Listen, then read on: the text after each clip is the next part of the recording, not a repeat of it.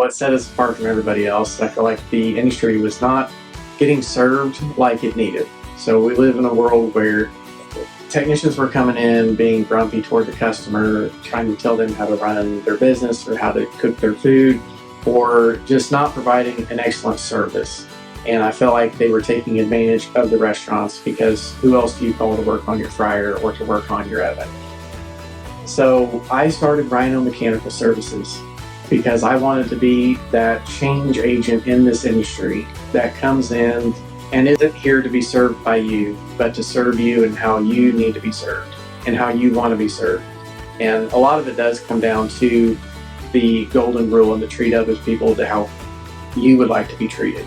And you want to be treated like you matter, your business matters, your fryer matters, because it makes you your living and it helps you grow your business and hire more employees when that fryer is operating at its peak performance. And so we started Rhino Mechanical Services so that we could come in and we could make it a pleasant experience where we could come in, work on your equipment, and then we could all shake hands and everybody benefits at the end of the day.